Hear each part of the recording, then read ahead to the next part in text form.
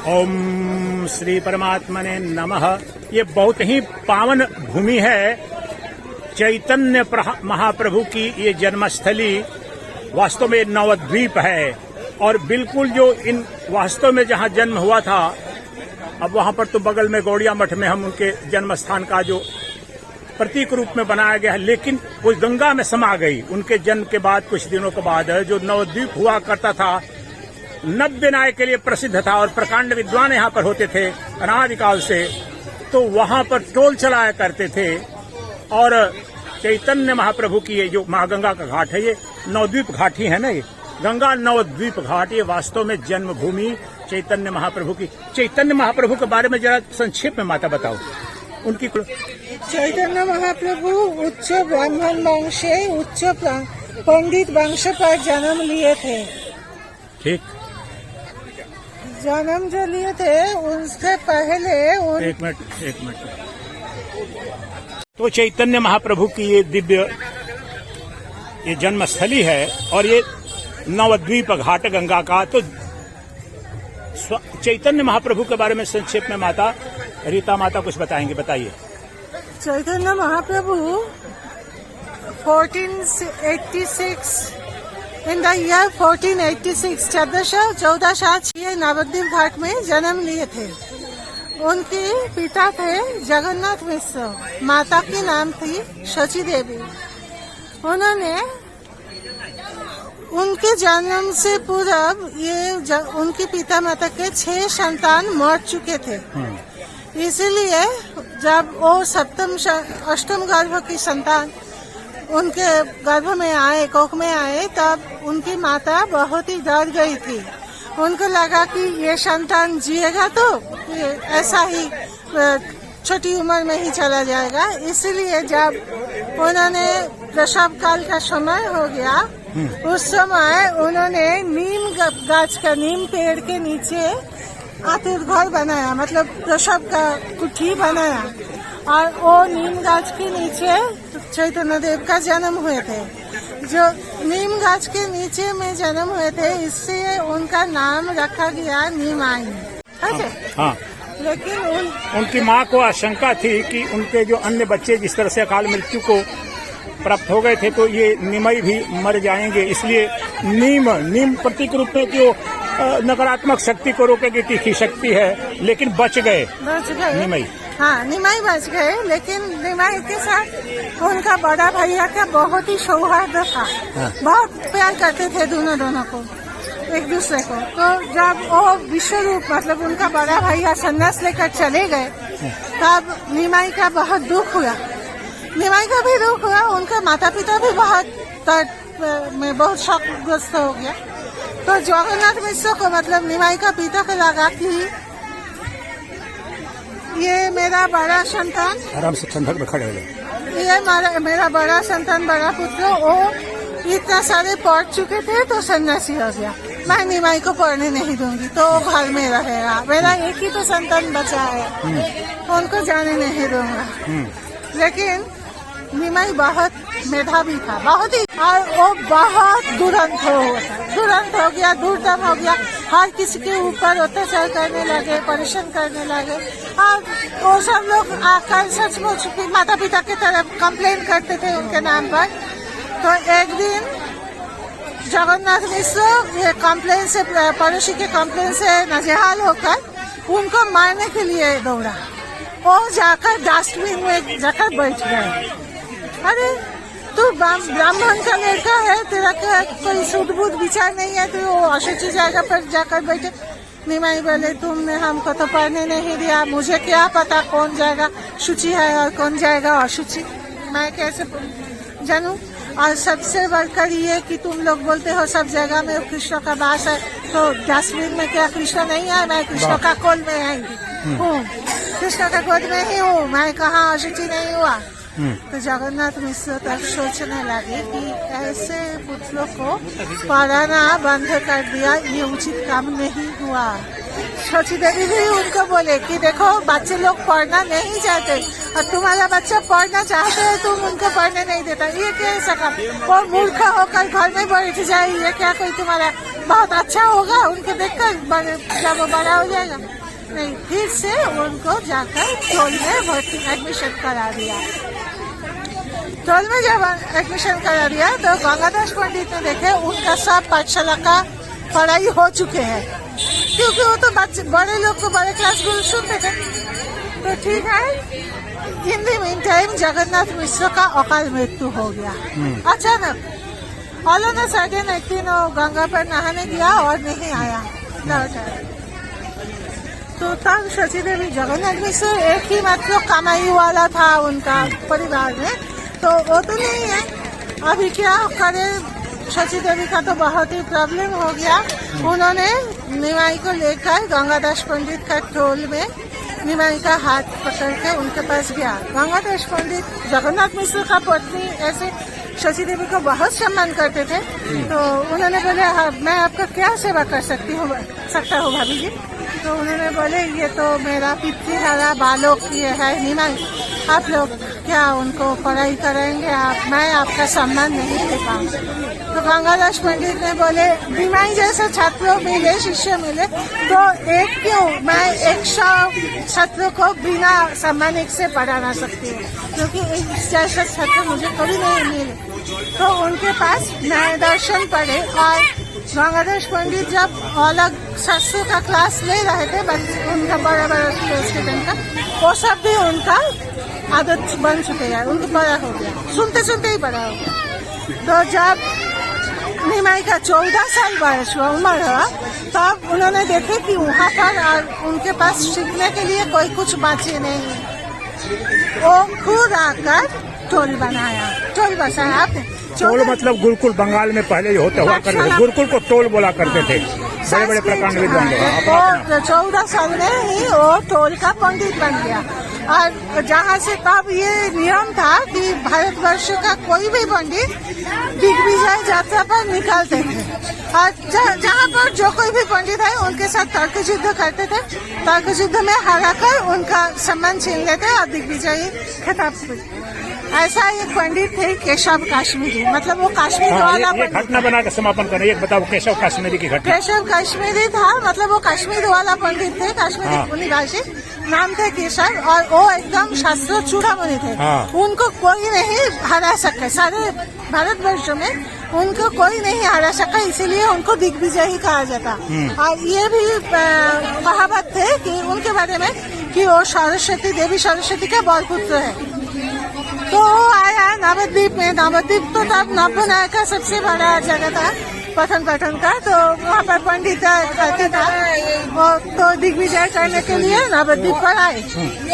नवद्वीप पर आए तो सब कोई जिसके बारे में पूछते हैं कि जिसके पास जाकर पूछते हैं कि मेरे साथ तर्क युद्ध करने, सब पंडित बंद कर देते दरवाजा, उनके साथ कोई नहीं लड़ा। वो दोनों जो भी हो उनके साथ कोई नहीं लड़ा। तो हर कोई को पूछते जब मैं किसके साथ लड़ सकता हूँ, तो हर कोई निमाई पंडित का नाम बताया।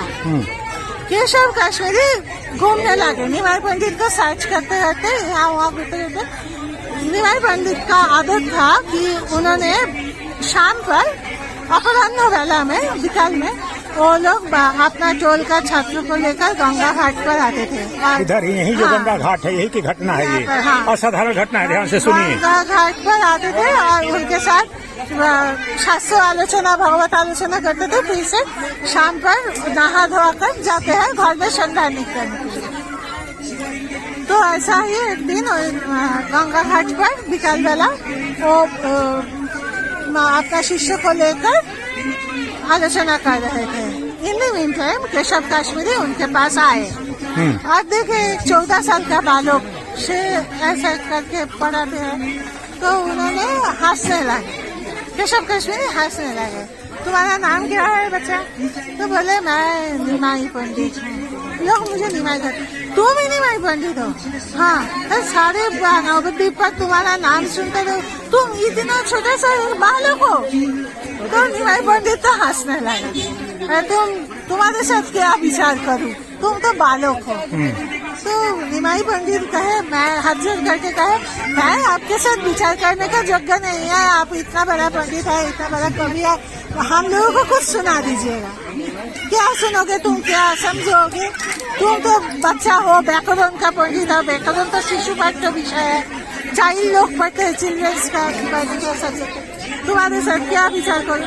तो मैं विचार नहीं करना, मुझे कुछ सुना देना। आपका कवित्व शक्ति है, सुना तो ठीक है, सुनो। उन्होंने वहाँ पर रुके हुए एक टेम्पो 100 श्लोक में गंगा का महिमा बताए।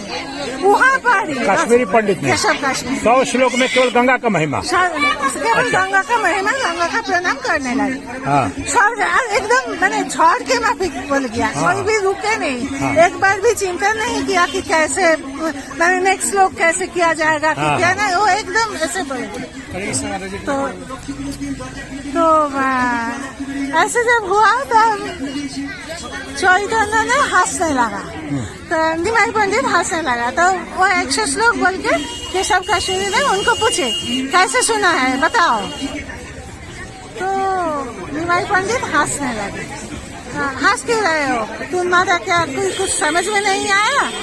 तो निमाई पंडित बोले हाँ समझ में तो आया। आपने जैसा कभी तो काव्य सुना है ऐसा तो कभी नहीं सुनी, लेकिन 2-1 जगह पर मेरा प्रश्न है। कैसा? हाँ, शंका है, प्रश्न है। कैसा है? कहाँ पर? मेरे कविता पर प्रश्न कैसा है? तो उन्होंने उनका वो श्लोक बोलने लगे।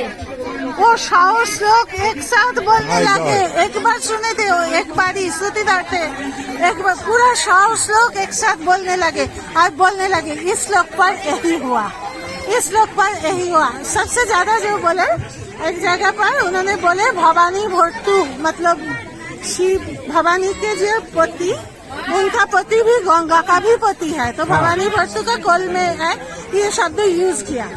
तब चैतन्य ने बोले आप जब ये भवानी भट्टू शब्द यूज किया उसके मतलब है भवानी का पति उनका कोई दूसरा पति है। मतलब भवानी पति उनका भट्टा, उसका मतलब क्या है? भवानी का कोई दूसरा पति भी है। तो ये तो माने बाध दोष हो गया। ऐसा तो हो नहीं सकता, भवानी तो सती है, उनका तो और कोई नहीं हो सकता। तो तुम एक ही शब्द दोबारा, एक शब्द पर, एक पद पर एक ही शब्द दोबारा यूज नहीं कर सकते, ये तो तुम्हारा बाध दोष हो गया।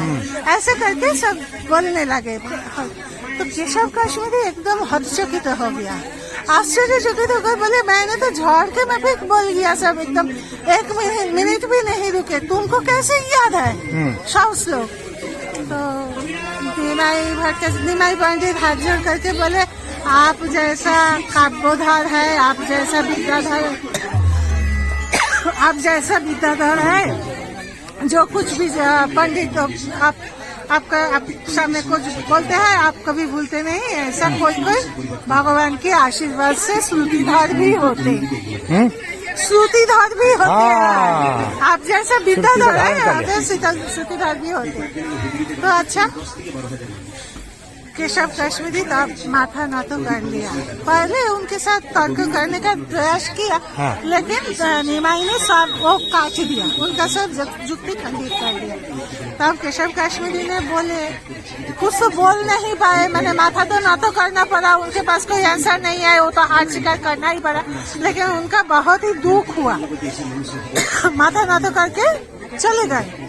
घर में जाकर सोए और अपना देवी जो सरस्वती, वो तो सरस्वती का बड़ पुत्र था, वो सरस्वती के पास बहुत रोने लगे। माँ तुमने मुझे आज इतना के बालक के सामने हरा दिया, मेरा सब सम्मान नष्ट हो गया। तब उन्होंने सरस्वती ने उनको दर्शन दिया और दिया, बोले तुम किसके साथ लड़े हो तुम जानते हो? वो मेरा पति है, मैं विष्णु बल्लभा हूँ। जगत के उद्धार के लिए वो आए हैं इस संसार पर। उसके पास जाकर उसके पास पराजित होकर तुम्हारा सम्मान नहीं घटित हुआ, सम्मान बढ़ गया, क्योंकि उसके साथ मैं भी जीत नहीं सकती। तो जाना उनके पास जाकर क्षमा मांग लेना। तो पर दिन जब भोर हुआ, सुबह सुबह में उठकर निमाई पंडित तब सब ब्रह्म मुहूर्त में गंगा स्नान में जा रहे हैं। केशव काश्मीरी आया, उनका चरण छुआ और क्षमा मांगे और वहाँ से सन्यासी होकर बाहर। वो तो ठीक है, लेकिन वो बीच में जो ब्रह्मसूत्र वाला 18 प्रकार से उन्हीं के बीच में था ना? नहीं, ब्रह्मसूत्र हुआ था वासुदेव सार्वभौम, वो कोई अलग बात है। वो यहीं पर हुआ था ना? अब बोलो संक्षेप में, 2 मिनट में बोल दो। वासुदेव साहब निमाई संन्यास लेकर उसके साथ संपन्न करेंगे, 2-3 मिनट में उस घटना को बता दो। निमाई जब संन्यास लेकर ओडिशा पर चले गए पुरी में, हाँ। वहाँ पर ये नवद्वीप का ही पंडित थे वासुदेव सार्वभौम। वो उनका पिताजी का भी मित्र थे, लेकिन उनका पांडित्य के मुताबिक वो उड़ीसा का राज का सभा पंडित बन गया। उनको लेकर गया यहाँ से सभा पंडित बनाकर। तो वासुदेव सार्वभौम उनको देखकर उनके पास रखा निमाई को, और उनको बोले, वो तो बहुत बड़ा वेदांत का पंडित था, तो निमाई को बोले तुम इतना बच्चा हो और इतना कम वयस में तुम संन्यास लिया, ये ठीक नहीं है। और ये सब नाचा गाना करने लगे, ये क्या कोई अद्वैत कितने वर्ष की उम्र में संन्यास ले लिया था इन्होंने? 24 नहीं हुआ। अच्छा ठीक है। तो बच्चा था एकदम। तो तुमने इतना कांचा बच्चा, तो बहुत ही सुंदर देखने में थी, तो इसीलिए बोले तुम इतना सुंदर वयस पर, इतना बच्चा उम्र में, युवा वयस में तुमने संन्यास लिया और नाचा गाना करते रहो, ये अद्वैत संन्यास का पथ नहीं है। तो चैतन्य देव बोले, निमाई पंडित, उन्होंने बोले देखिए मैं तो बाप हरा बालक हूँ, मेरा तो पिता माता नहीं है, आप ही मेरा गार्जियन है, अभिभावक है, आप जैसे बोलेंगे मैं वैसा ही क्योंकि मेरा गुरुजी मुझे मूर्ख देखकर बोले कि तुम कृष्ण नाम करो, उसमें ही सब कुछ हो जाएगा। तो मैं कृष्ण नाम करता हूँ, तो तुम जो कुछ बोलोगे, तुम जो अद्वैत वेदांत है, कृष्ण का कृपा है मुझ पर कि मुझे तुम्हारे पास ले आए, तो हमको चालित कर लो संन्यास के पद पर। ठीक है, वासुदेव सार्वभौम बोले ठीक है, आज से तुम मेरे सामने बैठकर वेदांत श्रवण करना आरम्भ करो।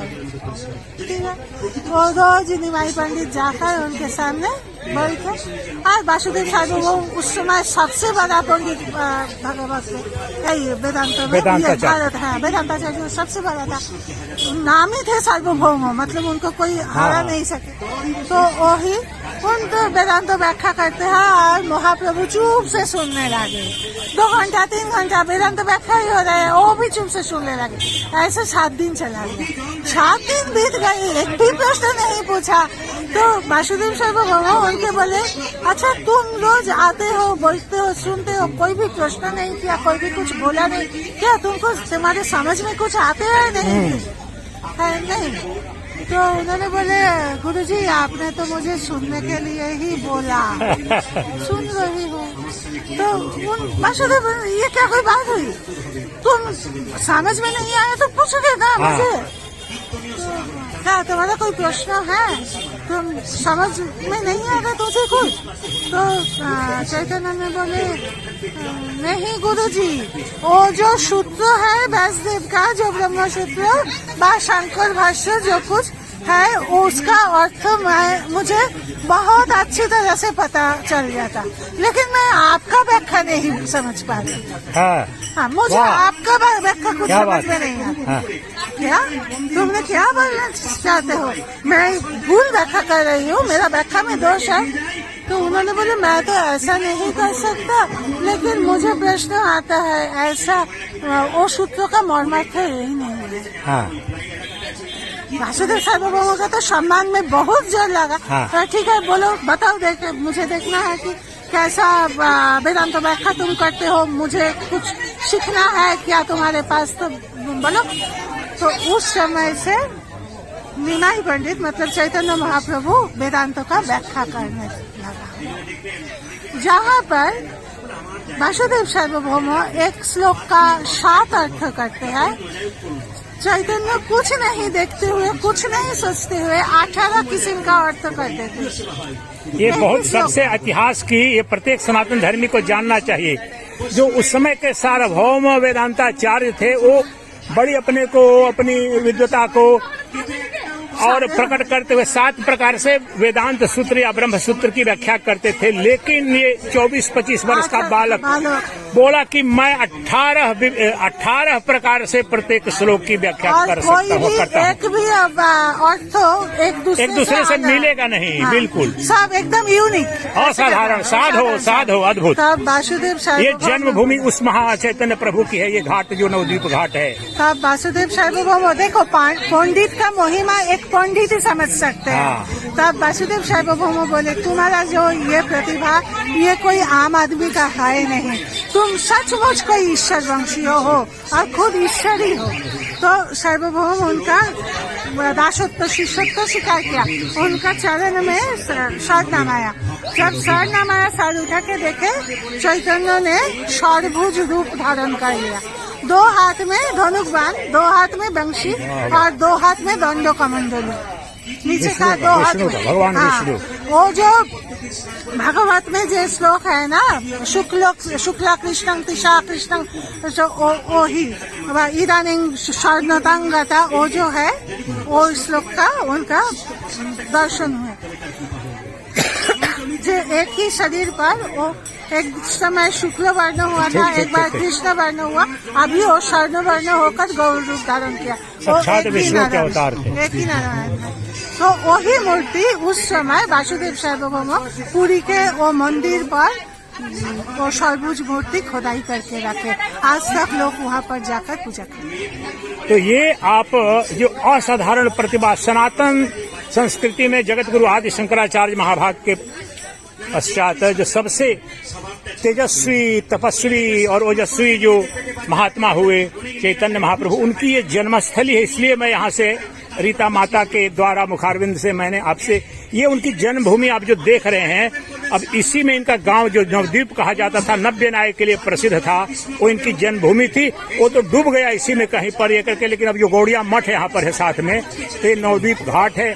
तो मैं अब आप सबको इस ऊर्जा, असाधारण ऊर्जा को आपके अंदर समाविष्ट करते हुए और राम नाम महामंत्र का 1-2 बार गायन करता हूँ और फिर विदा लेता हूँ। बोलो, हाँ बोलो। ये जो हरे कृष्ण हरे राम जो मंत्र उन्होंने दिया, 16 नाम 32 अक्षर कहा जाते हैं, 16 नेम और 32 अक्षर 32 अक्षर है। इसका मतलब है वहाँ पर वो हरा शब्द, हरे जो शब्द बोलते हैं वो 8 बार आते हैं, 8 अष्टधा प्रकृति के लिए। अच्छा। और कृष्ण और राम, राम और कृष्ण 2 बार आते हैं।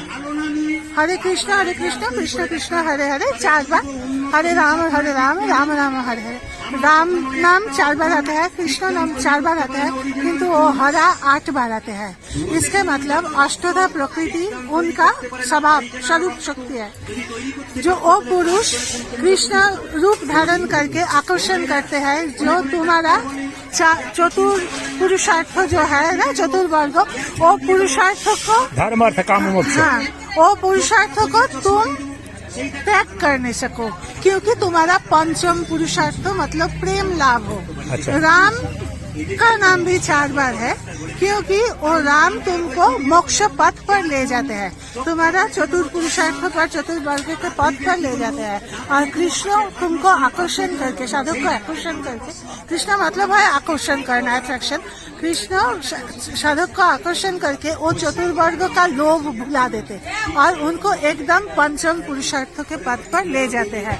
यही जो अष्टधा प्रकृति, यही भगवान की माया। हाँ। माया 2 किस्म का होते हैं, परा और अपर, वही तो जड़ चेतन।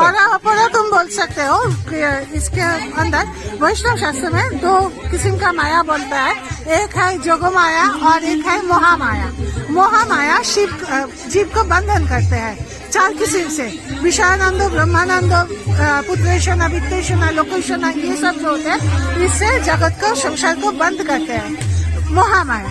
और जोग माया ये 4 किस्म का बंधन खोल देकर भगवान के साथ युक्त करते हैं, इसीलिए इनका जोग माया कहते हैं। और मोहमाया मोहग्रस्त करते हैं, इसीलिए उनको मोहमाया कहा जाता है। इसीलिए राम के साथ भी 4 बार प्रकृति का नाम स्मरण किया जाता है, जो वो 4 बंधन, 4 ऐशना को वो नष्ट कर दे।